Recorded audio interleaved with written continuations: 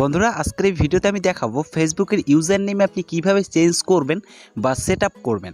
তো ফেসবুকের user name কি সেটা যদি আপনি না বুঝেন সেক্ষেত্রে আপনাকে আমি বলি, ফেসবুকের ইউজার নেম হচ্ছে আপনি যদি আপনার প্রোফাইলে আসেন, আসার পর এখানে যদি থ্রি বারে ক্লিক করেন সেক্ষেত্রে এখানে আপনাদের প্রোফাইল লিঙ্কটা দেখতে পারবেন, ঠিক আছে। তো এই লিঙ্কটা যে রয়েছে এই লিঙ্কটা অর্থাৎ আপনি চেঞ্জ করবেন।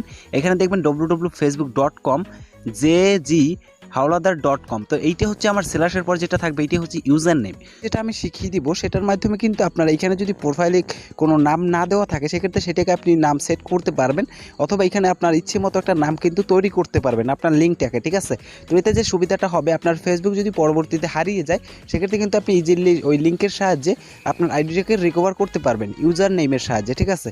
তো এইটা চেঞ্জ করার জন্য আপনি এক্সাম্পলি আপনার যে ফেসবুকের যে মেসেঞ্জারটা রয়েছে সেটা ওপেন করবেন।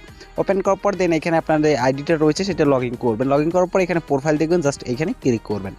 প্রোফাইলে ক্লিক করার পরে এখানে আপনি স্ক্রল করলে দেখবেন ইউজার নেম বলে একটা অপশন, জাস্ট এইখানে ক্লিক করবেন। তো এরপর এখান থেকে এডিট ইউজার নেম এখানে ক্লিক করলে আপনার যে ইউজার নেমটি থাকবে সেটা কিন্তু এখানে শো হবে। এরপর আপনি যদি এইটা রাখতে চান তো রাখবেন, আর যদি না রাখতে চান সেক্ষেত্রে আপনি সম্পূর্ণ কেটে দিবেন। দেওয়ার পর আপনি যে ইউজার নেমটা দিতে চান জাস্ট সেইটাকে এখানে টাইপ করবেন। তো টাইপ করলেই কিন্তু হবে না, এখানে কিন্তু অনেক সময় দেখা যাবে যে আপনি যে এটা টাইপ করছেন সেটা কিন্তু এখানে অলরেডি রয়েছে ইউজার নেম। যদি অলরেডি অন্য কারো এই নামে থেকে থাকে সেক্ষেত্রে কিন্তু হবে না। তো এই জন্য আপনাকে ইউনিক একটা নাম দিতে হবে, যেমন আপনার নাম দিয়ে তারপর কিছু একটা সংখ্যা দিলেন বা এরকম একটা কিছু দিয়ে যখন দেখবেন এখানে সবুজ চিহ্ন চলে আসবে তখন কিন্তু বুঝবেন এখানে দেখতে পাচ্ছেন ইনভ্যালিড।